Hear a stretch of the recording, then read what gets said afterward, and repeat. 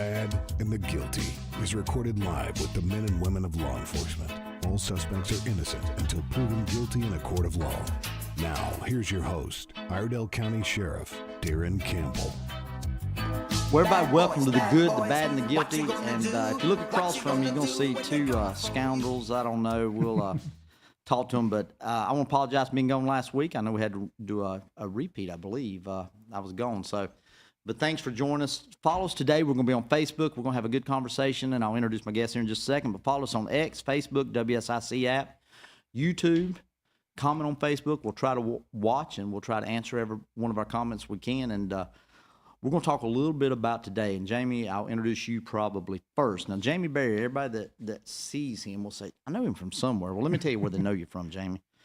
You got, first of all, now you're our 911 IT expert with Iredell County. Over 30 years with Mooresville Fire.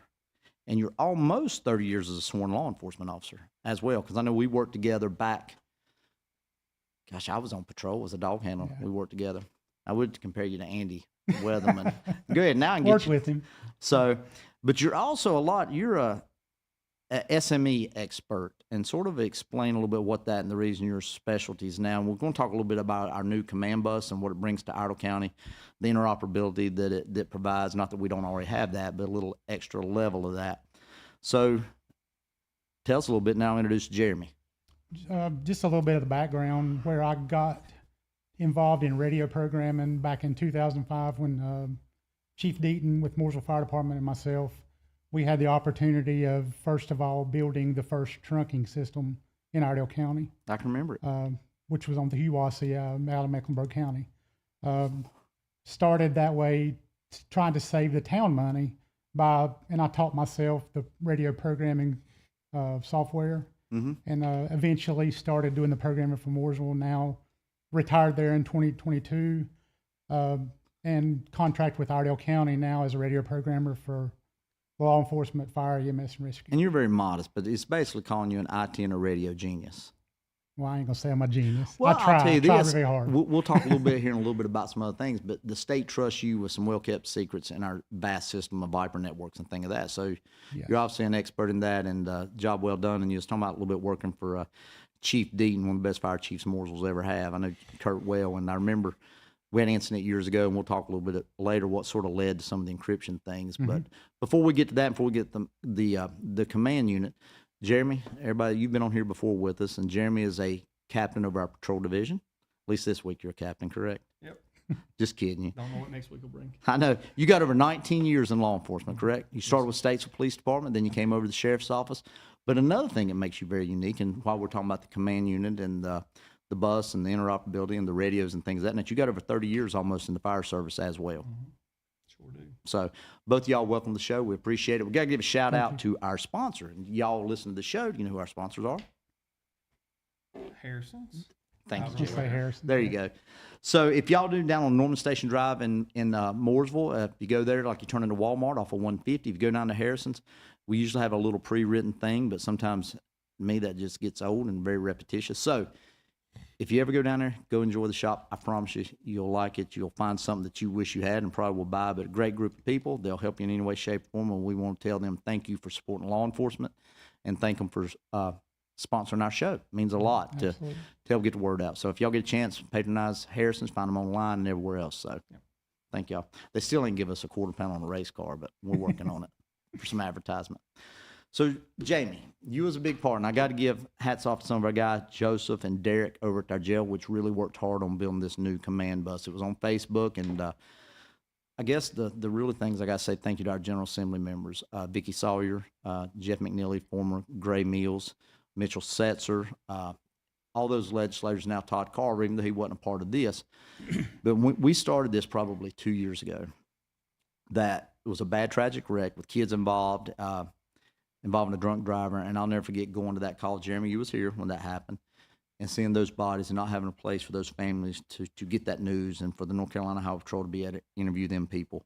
So we said we need something to handle large-scale events, say hurricane. You know, it come through last year. Luckily, it didn't impact us a lot, but we built this vehicle. It's about 47 foot long, generators, got the latest computer technology, We will have satellite internet, full internet capability on it. We can communicate with about anybody. So, and I guess say thank you for allowing us to get that. It ended up was over $1 million. We got the appropriation from the General Assembly, which the way my math works, 100 counties. That's one penny idle pushed out for that. We also had some money left over in our thing here with the sheriff's office. Commissioners approved that, so we invested it just a little bit more.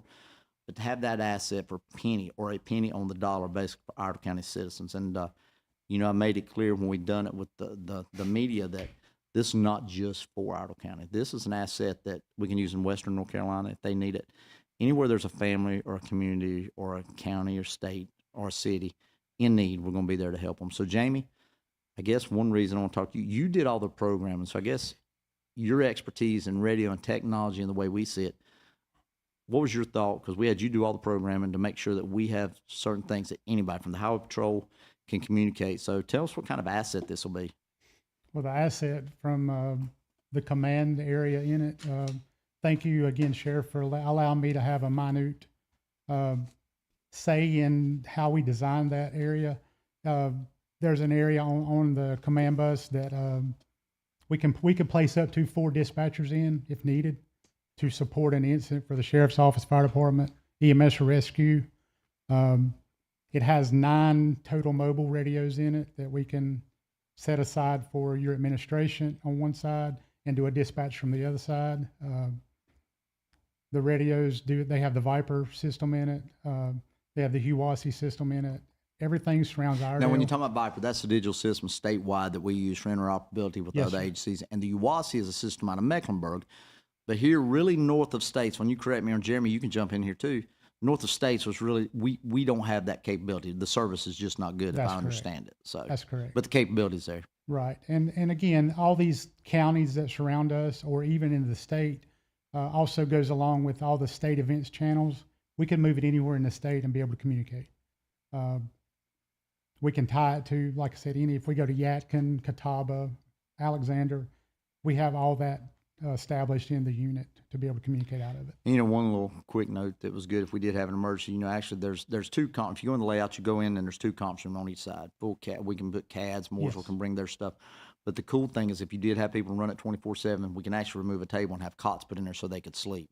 Absolutely. So, Jeremy, you've seen a lot of scenes, and I'll give you the one that really comes to mind. Is not so much, we'll talk a little bit about another fire scene that was in Mooresville, but first is the shooting we had, and we've only got about a minute, so I got to be careful getting into it too far, but the shooting we had down in the community one is in Mooresville off Langtree, and the other one's where the guy had the juveniles.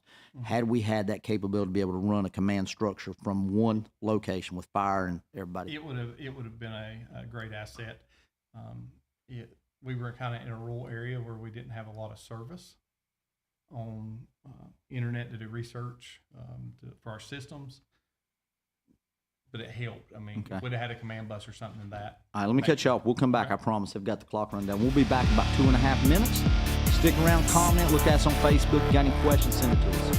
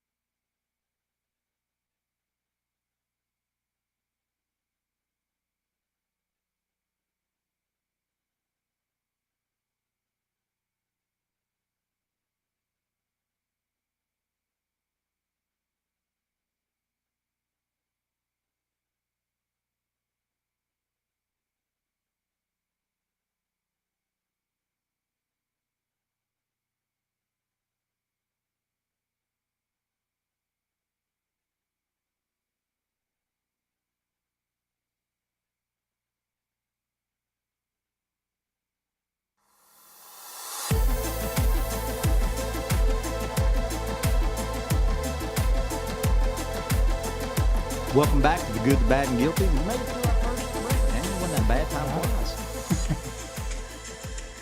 Okay, that would be me where I'm supposed to have the volume cut down on the phone. So, Jamie, welcome back. Jeremy, appreciate being here. And you were saying, we just come back, and I know you were saying something. I know you had an incident, and we was talking about Western North Carolina a little bit, but you actually had something that was talking about the command bus, but how it would be beneficial. So, when you deployed a group of us to Western North Carolina after Hurricane Helene, you and myself were on a Viper channel that was encrypted, having a conversation when a unknown person up there that they later identified, that was found by Iredell County deputy at the time, made a false statement about a dam breaking, caused chaos. That's right. And had that been displayed over the radio, it would have brought more chaos and more fear to people who were already in fear. So I understand. So basically being able to screen that little bit of information on a backdoor channel basically saved the public from having a unbelievable, would have been a tragedy of people running around and panic.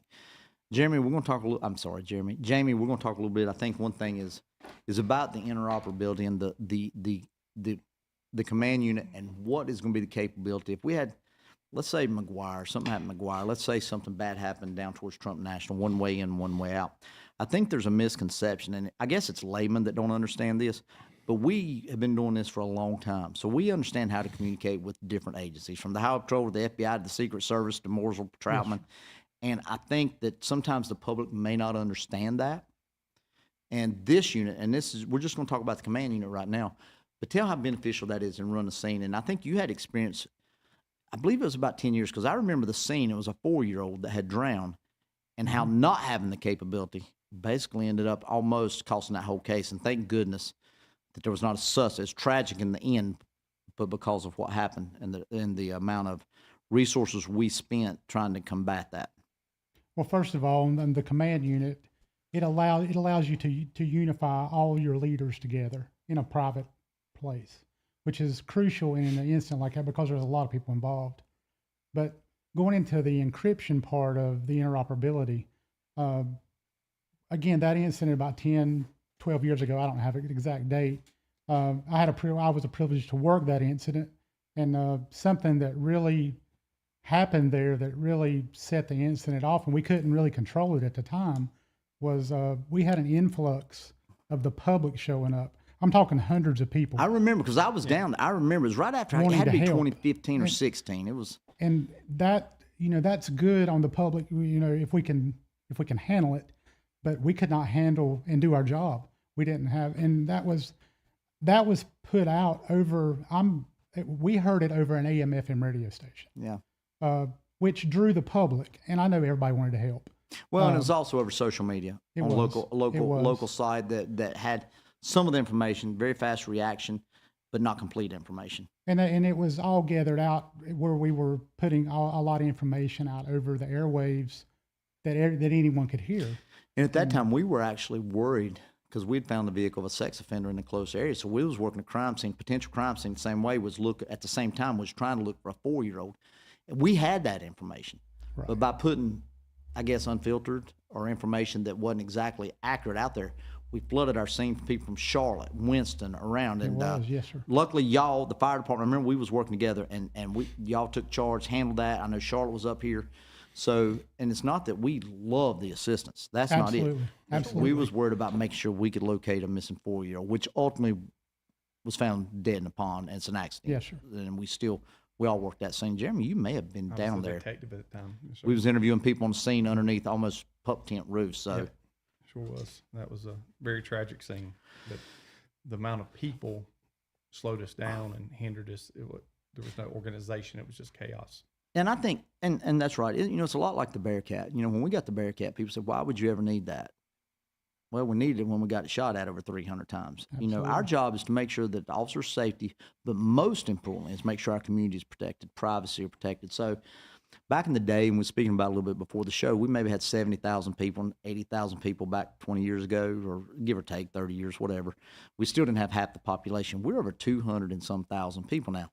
So we were operating on one channel, a VHF, right. UHF, whichever it is. And Jamie, you're the expert. But we split the county into 2 dispatch. Still open. It's not encrypted. Anybody can listen. But in those, we have subsets that if it's not a bad, or say Mooresville may have still call after call. I've got to make sure officers can holler for help on the main channel. I've got to make sure that citizens can get their emergencies dispatched to us. So sometimes we'll step off to a side channel, okay? It's encrypted. A lot of times when we do that is because we may be identifying a deceased person's name. Correct. We may be trying to touch base with the medical examiner. So a person that may not understand those capabilities, may not have the experience, don't understand what we're doing. But as far as working, this is one thing I want to make sure the public understands, as far as communicating with other agencies, we're way ahead. We've already touched base. If we need it, we'll do it. And Jamie, you're the expert. How fast is it? I know Mooresville encrypted their channels. I know Mooresville's fixing to encrypt more. And hats off to them. They're the ones that really started this idea years ago. It's got to be where it's in law enforcement. But Troutman's fixing to do their programming. But we have things set up to where we can communicate. And remember, it's not to hide that. We still keep our main dispatch open so anybody can hear it. But when we get talking about families or victim of breaking or victim of domestic assault or a child rape, we've got to keep that private. Yes, sir. It's not to build profits for others. Well, the main thing on encryption, it is definitely not to hide anything. In the law enforcement sector of it, if I can hear it as Joe Blow citizen, who else can hear it? The bad guy. That's right. So when you go into a hot car, a barricaded subject, or an active assailant, it would behoove you to go to encryption to work the incident. Not saying you're going to hide anything. You're going to give a press release afterwards. We're into the public, but it's just, we want to protect the citizens' It's like information and law enforcement. And if we need to make a tactical entry, we don't need that. Exactly. Getting it on social media faster than we can execute it. Well, you don't want to come into you don't want to get ambushed either. I mean, and that's. Yeah, and it's I hate really that we have to take time to explain and to I mean, obviously the command bus is a great thing. We've got it, but why we do it and how we plan ahead, I think we understand. I know that somebody made a comment about understanding proactive police, and I think the deputies and the men and women of the state's police department, Mooresville Police Department, Troutman are some of the finest people, and we have to protect them. We have to make sure that our deputies are protected, and we got to make sure our citizens are protected. Meaning, then I'll go back to this: if it's a rape case, we don't want to. Sometimes we have to communicate with names. We got to do it on a secure system. And I know that offends some people, but I promise you, if there's anything out there, it's on our main dispatch. It's open to the public, and I didn't want to waste the time really talking a lot about that part of it. But I think it's a standard across law enforcement, and we understand proactive policing very well, and our crime rates are down 56%. Now gross up 24%. We work well with these departments, and that's the way it's always been. And Jamie, you was down there. I mean, I'll tell you, we had as the communication piece of it, the communication center, we have a game plan for any incident that you, Statesville, Mooresville, Troutman would have to deal with. We can patch channels.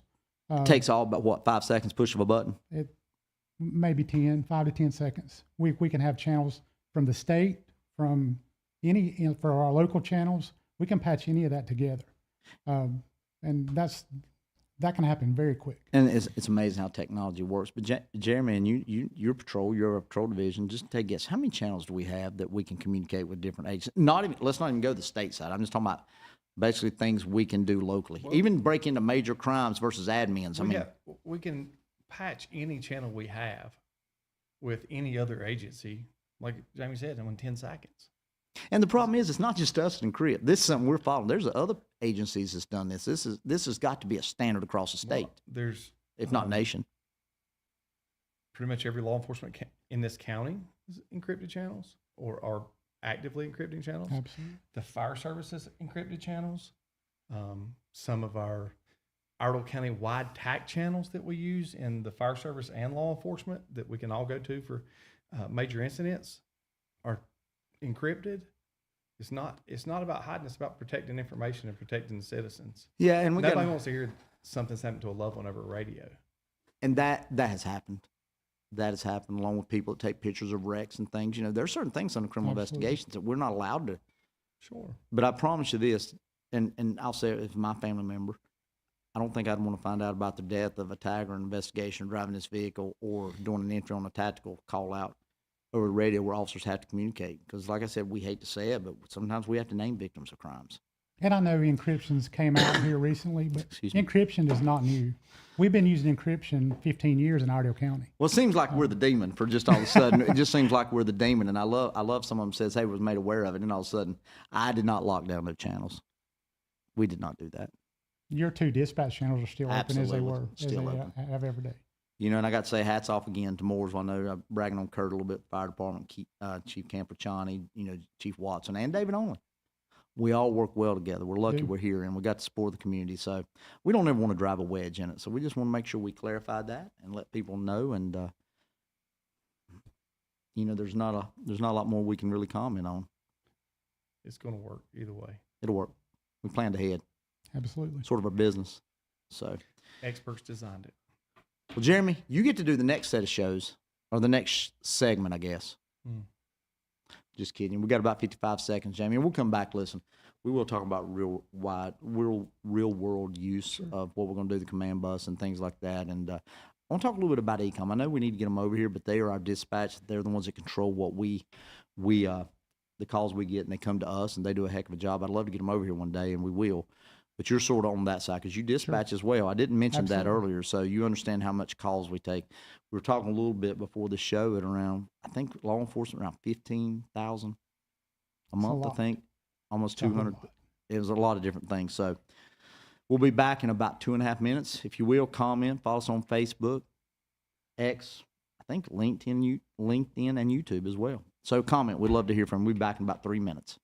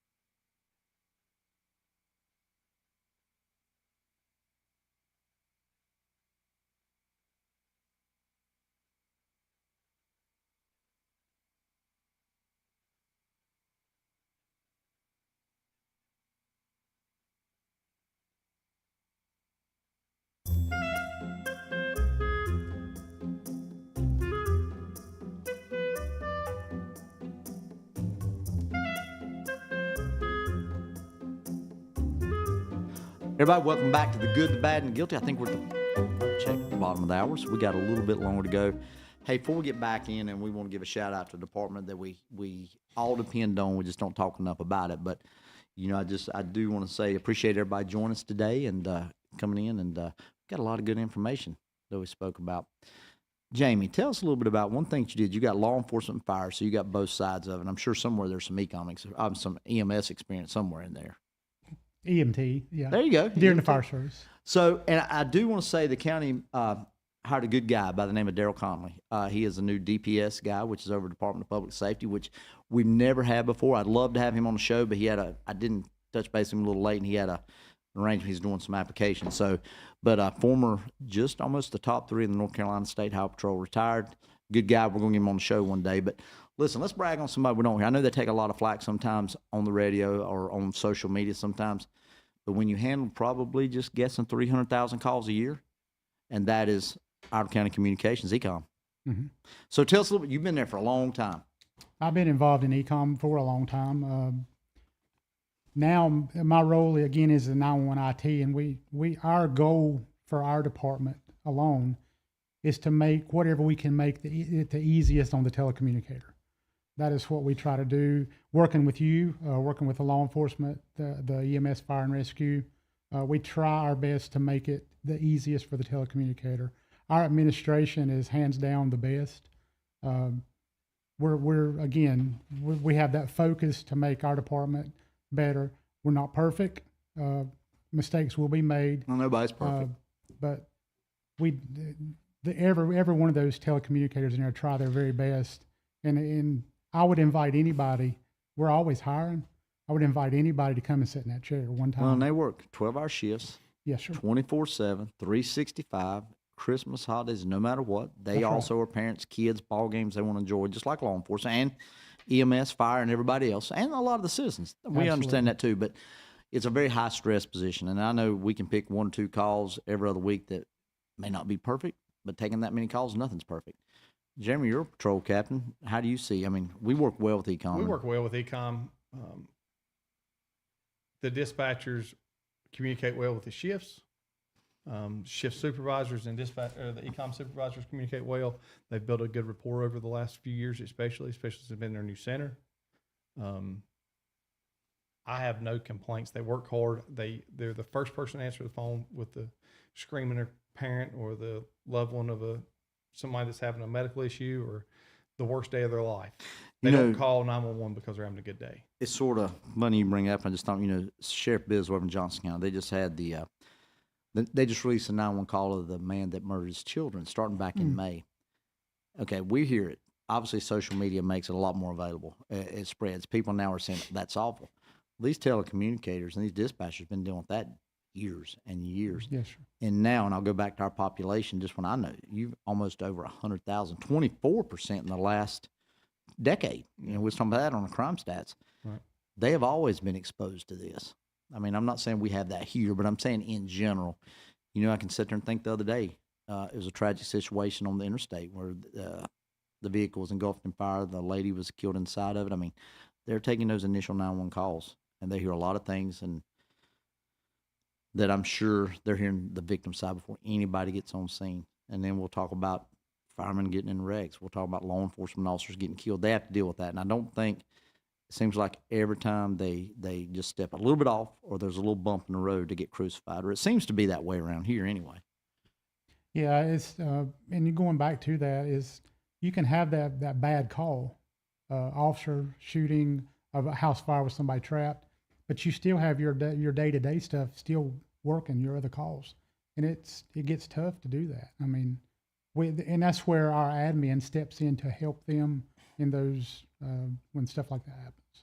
Well, they really stepped up the game. I know that it's a tough job, and we don't always tell them enough. And it's different being behind them doors and behind in that room and not understanding what's going on. I mean, and there again, there's never a snow day, there's never a hurricane day, there's never a tornado day. They've got to be there, and I think that understands. And that's one thing about we got a few more minutes, is going back a little bit at the command bus or that command unit. If something was to happen at ECOM, it's not just for our command staff at a bad murder or a this is also, they could come in. And Jamie, we didn't get into this. We actually paid for the programs. We footed the bill with it with Mooresville, Statesville, yakking on the Viper channels. But also we was lucky, and I may get in trouble for saying it, or some other agency may want it, but the North Carolina Highway Patrol has entrusted us with their frequencies. So Absolutely. if something was happening, we can move that thing. That was a big thing for us because, usually you don't get that access. But if something was to happen, their telecommunicator, Mooresville, Statesville, Ecom, they can come, or anywhere in the state for that matter, but they can come and operate out of that vehicle and never miss a beat, making sure the county gets EMS service, fire protection, animal control, and everything else, contact with the power companies in a natural disaster through that, working with Ecom, and they're the ones that make it happen.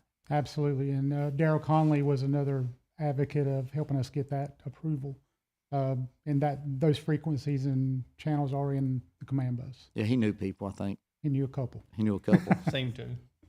Yeah, and I've got to say, I met him, and he reminded me. I didn't at first, and a little secret he gouged me. He come when I got sworn in as president. He was there when I got sworn as president of the state association, and I had forgot.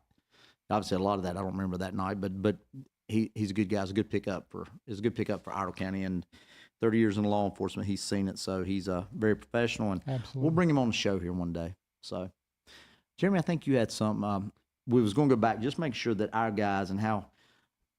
Well, we'll hit this. If we do have a scene, just for the citizens to know down here, there's no wait and delay. There's no, let's call them, they're standing by. And I do want to address one thing that brought to my attention. We do have, we do have jurisdictions inside the cities. We know that.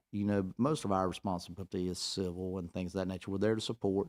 Usually in incorporated areas, we do allow that. And I think that was one of the things that, hey, you need to let this. If it's something bad, it takes like that to switch over and have instantaneous communication. There's how many dispatchers at Ecom doing multiple things at one time? When you say that, there are certain steps that we have to take to request their assistance, to give them Yes. the coverage and the jurisdiction out in the county so that they're covered and they're protected. Mm-hmm. And usually we do that through Do it through DCI mutual- message. Yep. And in the length of time it takes for one dispatcher to type out the DCI message, which is seconds, Yeah. Sure. another dispatcher's putting a patch up. Mm-hmm. That's the old days of sending a DCI message. We still do it technically by the law. It has to be Right. written, but you can do it orally as well.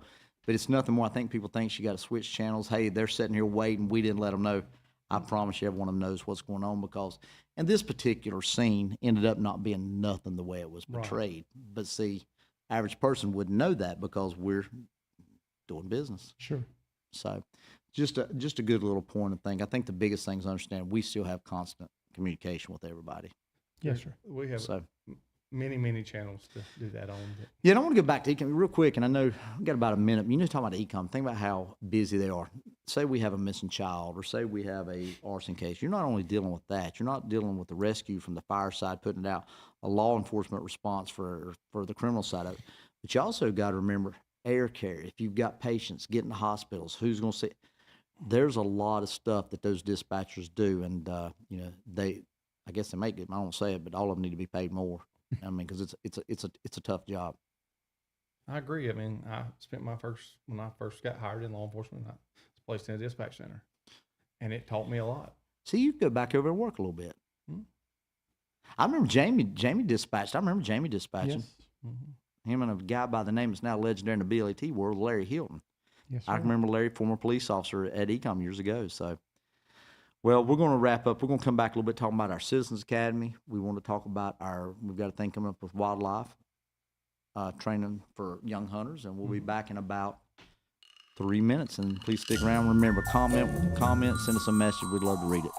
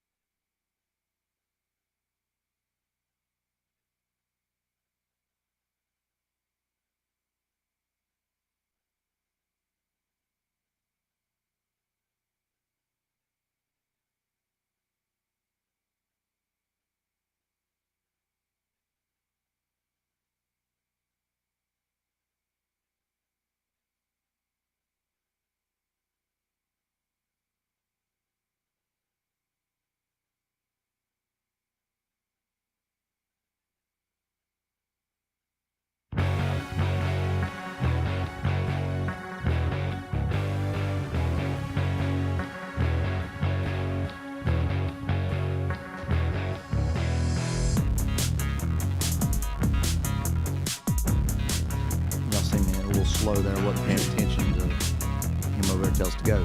So, welcome back to The Good, the Bad, and Guilty. This is our last segment. So, listen, comment. You can comment later. Make sure you share it. Go on Facebook. Share it with your neighbors, your family. Watch it later. I think there's a lot of information, a lot of clarification on here. And we got next couple of weeks, we're going to be doing some things, little parts of it. We've got a couple guests coming on that'll be with us. So, it'll be great to watch it next Wednesday.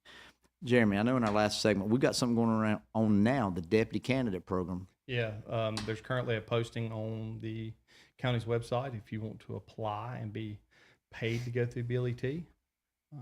That application process is currently going on. It's listed as the deputy sheriff apprentice candidate. That is because we're running through an apprentice program. So, well, tell me, why would you want to do that? Well, it gives you an opportunity, one, to start drawing your benefits, draw a paycheck to go to school.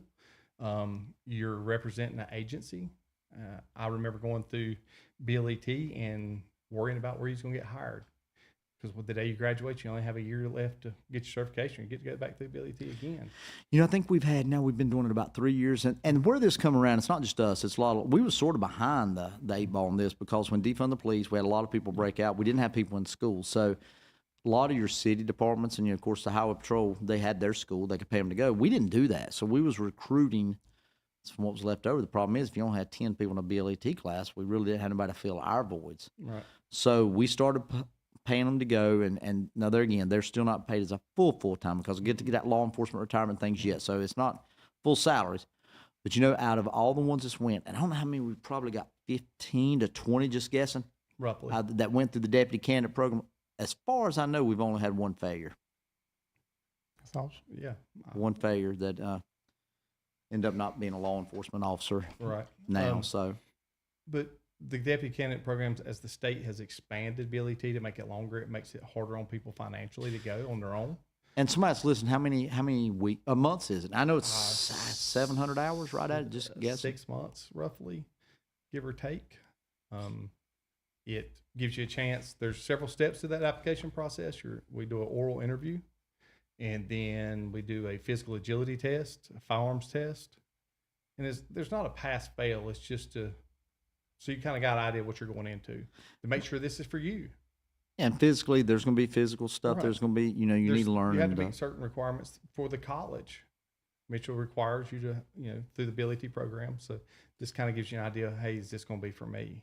And if anybody's got a child, grandchild, knows a neighbor that would be interested in, you hear about law enforcement, you're not going to be a millionaire. No. But there is a good pension, there is a good retirement. And honestly, somebody will say every day is different. It absolutely, every day is different. It's a good field. It's a respected profession, I think, in my opinion. It's worked well for me. And actually, I tell you, I got 2 boys, and I've got one I don't encourage it nor discourage it, but I'd be honored if he did it. And, so there's a lot of many generations to get into law enforcement. So listen, we're looking for the best. We're looking for good. Come apply, come meet us. Stop by the office, meet with us. We're very open to that. So great thing. So anything else you want to say on the deputy? I know, hey, you can sort of take, I know that it's fixing to close out, which people can still stop. I think you've got now around 55. Somewhere in that neighborhood, applicants. And it is a process, and it is a competitive process because there's a lot of good applicants. And research agencies. I tell everybody, go look on social media. Follow the agency you want to go to look at them. See how do they dress? What kind of equipment they got? Are they proactive? Are they reactive? What's their crime rates? How low? How much do they advocate for pay raises? Good employee growth. There's a lot of things these young people now to research before you go into an agency. Absolutely. So good thing. So I would encourage anybody that wants to do this career to apply. You don't like me pointing that finger at you, do you? No, I was going to say we still got about 7 minutes, but we got to say thank you to everybody that came out the day before Halloween. No, we're going to get to that. We'll talk about the Spooktacular. I think we had about 5,000 to 6,000 people, it looked like. I don't know. There was, Jamie, you was there. You come, didn't you? Yes, sir. I know. My wife. You still got your mask on. But anyway. She set up, we had a vehicle there from Ecom, and that was the most, I've never been. Did you tell them your wife called you on the break and make sure that you're acting right? No. If we didn't say nothing to get you in trouble? She's watching it. She's watching us to make sure. Hey, I can brag. If she's watching, I won't brag too much. You do a good job, Jamie. So, but yeah, 5,500, 6,000 people, I think, through there. And that's probably an understatement. But, And the line was backed up to downtown. you know, the best part, and I've got to say the girls up front, we'll give them a shout out. Oh, Lord, that little, yes. they dress up, they enjoy it, all the candy, the kids, the SWAT team guys, the equipment. It's time for us, and you've heard me say this before, we've got to use every opportunity we can to build relationships with our community. Those little kids will remember that. They see the guys. That was an awesome job. We've got our canines out there, and it ain't us. It's not Jeremy and I. It's not the command. This is the people, the sheriff's office that do this, and the detention facility and the community that makes it work. So we want to tell everybody thank you. This was our 6th or 7th. I can't really remember. Weather was great. Again, we've been, knock on wood, we've been very lucky on weather all the Rained years. all week except for that day. Yep. So if you want to go see it, go on Facebook. You can see it. We got short video. We got some pictures of it. So next year you can plan your whole Definitely Halloween come back around. next year. Come on, it's fun. We even got to throw them on. Even Todd Bowers with Cool Springs out there. You know, he scares all the kids. So, He's fun. And Jeremy, like I said, we got about 5 minutes, but let's talk a little bit. And I know we're moving. Say thank you to those, but talk a little bit about Citizens Academy, because that's about 2 months' work for those men and women. I think we end up having I remember the number, probably about 15 to 20 roundabout number of graduates that came through. Right. They get to come in, they get to experience different aspects of our agency, whether it be from our CERT team doing demonstrations, our K9 units doing demonstrations, our drone pilots coming out. They get to do hands-on things as far as crime scene investigations, criminal investigations. Detectives come out and talk with them and show them different stuff. And they get to have a real live aspect of that. A lot of them contact me after the Citizens Academy and schedule ride-alongs. They want to come ride with a deputy, see how it is on a shift. Well, this year we got one that really was impressive. One of the girls that came through actually is going to apply for our deputy candidate program after coming through the Citizens Academy. So they're not just older people, Right, no. which our age, Jamie, they're younger people too, but you know what I mean. Absolutely. You're talking about so- y'all, not me. You're right there with us. No, sir. Well, couldn't tell it by looking. But the Citizens Academy is a great way for anybody from the community to come out and get hands-on experience of different things of the law enforcement field. We also have the Teen Academy. It does the same thing for the younger kids. generation, and it lets them move into a future career in law enforcement is what they want to do. Well, and I think when we talk to them, a lot of them, they hear us, and it's law enforcement lingo, which I don't think about, drug dealers' money, which is the asset forfeiture program, which we're a big user of taking drug dealer profits and applying them. So a lot of people don't understand what that means. They get to go through the narc side of it. They get to talk to our undercover people. Well, one of them that they come and do the class, they get to see, and I don't know repeating what you said, but the K9s, but one of the cool things that we get is going to the range. We do allow them to go to an actual firing range. Yep. So you Our can't be a firearms felon. instructors. Yep, and we don't allow felons because you can't possess a gun. Yep. I want to comment on another program that you guys do that means a lot to me because it involves my family. Is it Project Lifesaver? Cody, Yeah. Cody, that is, without getting into any details, I don't know. Well, no, it's a good no, it's a good time. We covered Citizens Academy. If you want to come, we'll come back to that, Jamie, because that's a great thing to say. But we do want to say thank you to everybody that came to our Citizens Academy. Follow us on Facebook, the app. Sometimes we'll put things on the app about that. Yeah. We don't bug you with notification, but good things like that. We'd love the participation. If you want to see the graduating class, go look at it. Awesome. And thank y'all to all those that come. Now, getting in real quick, Project Lifesaver. It's Cody James does it, and basically what it is, we're one of the very few, I think, around that use it. But basically what it is, if you have a special needs child or adult, dementia, autism, any kind of special needs that you may worry about that person going walking, getting lost, we can actually track it. We have a team, we have the responders, and the systems that build it, we can actually track them with radio signals, not just GPS. And we recently had one of these where we was able to find the person on that. So, And that was through another agency that we had. I remember it. I just couldn't remember where it was at. In Statesville. So the person, I was working the ecom the day it happened. Okay. So it was Catawba County or Conover area. They were located in Statesville near the soccer complex. Ain't that something? Absolutely. And we called there and got their frequency. And see, that's another thing going, that's the thing that we provide, the service that we provide for our citizens. It don't cost a thing, but I want that. If you had a missing persons and we had to use names, we need to be able to do that in sort of a respectful way to the family. Absolutely. So as we close this show here in just a little bit, it's funny that you bring that up because that is a service. And before I move on, anybody that needs it or think you have a family member that would need that kind of equipment, we provide it. We change the batteries. We check on it. Every bit of it. It's nothing more to benefit your family members in case we don't have we'd hate for somebody to go lost. In fact, we just had one this weekend that didn't have it, but they're going to have it before long. Yeah. But going back, that goes a little bit along to sort of we started the show with was the purpose of encryption and interoperability between agencies. It's not a bad thing. It's not a thing that we want to say we don't want to tell you. It's a thing that we owe the safety to our officers, to our fire, our EMS, and our citizens. Absolutely. We owe our citizens, our fire, and our EMS the respect of keeping certain things quiet, especially when it deals with a family. If it was your child that was a drowning victim and we're trying to get medical records and we have to use that name to get that information somewhere, it's not something that the public most likely would want to hear about right then anyway, because they would understand. That's correct. I know social media changes it. I know social media makes who can be the first to get the information out. The problem is you want to be the first. I guess first is not the word. You just want to get accurate information out. Your reputation means a lot more than speed. And I think by having accurate information through the proper channels, unfiltered or filtered actually, drives, that's like when we have an active shooter and I'm finished up, if we ever had one to school, you only hear the word come out through an app. And the reason is we can control the direct message with no interference or misleading information. So, Jamie, thanks for coming today. Appreciate you. your service. Jeremy, I guess I'll see you at the office in a minute. No, I appreciate your input. Thank you, DCOM, the job they do in all of our law enforcement, our fire, and EMS. And, we appreciate you joining us. Next Wednesday, we'll be back at the same time. We'll have a good subject. I don't know, we'll have a surprise guest next week. Nice. So look forward to seeing. Thank you, everybody. Please share, comment, and we'll keep an eye on it. Thank you very much. Thank you.